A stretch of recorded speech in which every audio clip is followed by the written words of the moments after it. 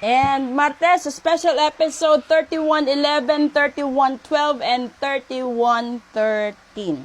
Gagamit tayo ng tarot. Tanungin natin yung tarot. Ano ba yung mga factors dito na nagiging sagabal minsan, no?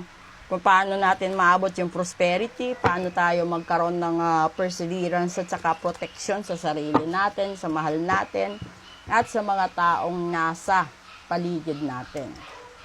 Okay. Una, anxiety. Pangalawa, burden. And pangatlo, Diyos ko, pera. Okay. So ngayon alam na natin, di ba? Kasi ngayon, talagang totoo naman ito. No?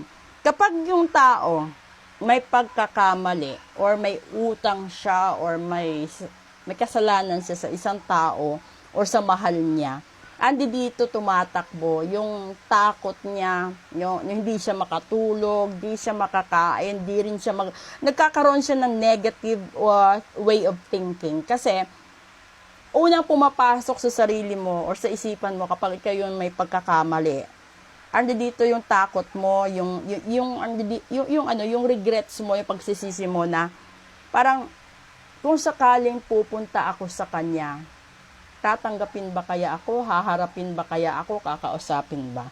Diba? Doon para kang magkakaroon kaya ng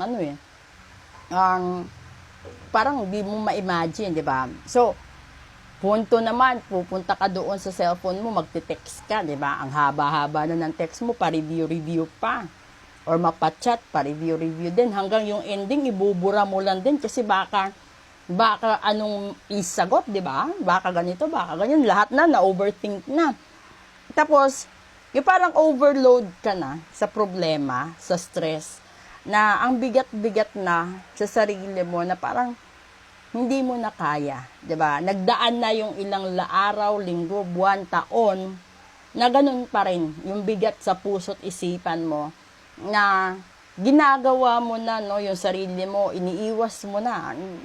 Lahat ng atensyon mo, binubuhos mo sa trabaho, minsan nagsusugal ka na, minsan nasa alak ka na, sa barkada, sa kung saan-saan mo pa binabaling yung atensyon mo, pero darating pa din sa punto bago ka matulog, no? Na maaalala mo yung taong sinaktan mo. Lalong-lalo na kung yung taong yun, no, ay wala rin namang ginawa kundi mahalin ka, ipakita sa'yo kung gaano ka kahalaga para sa kanya, or kung ano man, no? Yung moment na meron kayo together before.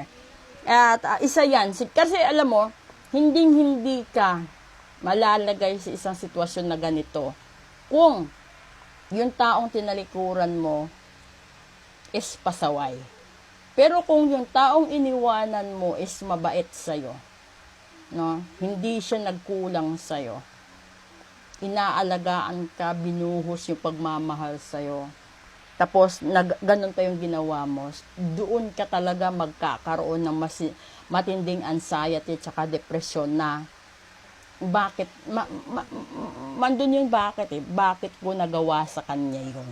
Bakit hindi ko man lang nasabi kung gaano ako ka-swerte sa kanya? Bakit hindi ko nagawang pagsilbihan din siya? Bakit ganito, ganyan? Di ba marami kayong iniisip na hanggang sa pagtulog mo, minsan, di ba, pag napikit na yung mata mo, tapos bigla ka na lang magigising, tapos maaalala mo na naman siya, di ba? Tapos mahihirapan kang makabalik sa pagtulog. Tapos minsan nangyayari pa, 'di ba, pag lumabas ka sa bahay mo or kung saan, minsan may maririnig ka na mga kanta or mga pangyayari na similar din sa ginagawa ninyo. And then yun, 'di ba? May maaalala mo siya. Ibig sabihin nun, ginagawa ng paraan ni universe na ipaalam sa'yo at isaksak sa isipan mo, no, na balikan mo yung tao na yan. Kung ayaw mo na siyang makarelasyon, humingi ka man lang ng tawad, humingi ka man lang ng dispensa, okay na yon. Kung gusto mo siyang balikan, alamin mo kung kaya ka pa ba niyang tanggapin, kung meron na ba siyang iba, kung ano ba yung disposition niya sa sitwasyon na ginawa mo, 'di ba? Kasi ang isang sitwasyon hindi matatapos hangga't hindi nyo pinag-uusapan at hindi nyo dinadaan sa mabuting usapan. Kasi never mong makukuha itong last card na ito, which is the Page of Pentacles. This is your message. Kasi yan yung message mo eh.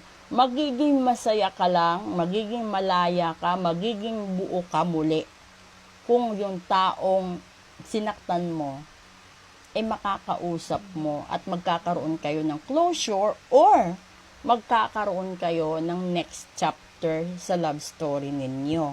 So, nakadepende sa inyo pareho yon. Basta yung mahalaga, alam mo kung saan ka nagkamali, alam mo kung saan ka banda hihingi ng tawad, and then if ever na pagbigyan ka niya or bibigyan ka niya ng second chance, ibuhos mo na lahat. Kasi, hindi mo alam kung hanggang kailan kayo magkakasama. Di ba? So, kailangan bawat segundo, minuto, oras, araw, no, na magkasama kayo, ipadaman nyo sa bawat isa yung pagpapahalaga, yung hindi nyo nagawa noon. Kasi, maliban sa natural na sitwasyon, meron pa talagang nanggagayuma, 'di ba? On top of that, may nangbabarang pa, nang kukulam, sinusumpa ka pa. So, aside from the natural way, kailangan mo talaga magkaroon ng protection sa sarili mo. Kasi, paano na lang, no? Kung maganda na yung sitwasyon ninyong dalawa, nagkabalikan kayo, masayang-masaya na kayo ulit. Meron namang nakikialam at gusto kayong sirain, gusto kayong buwagin, o di, kailangan mo talaga ng ritual, lalo na kung gagamitan din kayo ng kasamaan. Okay? So, ito yung special episode natin. Proceed tayo sa English episode natin. That is the male and female vibration. Maraming salamat po.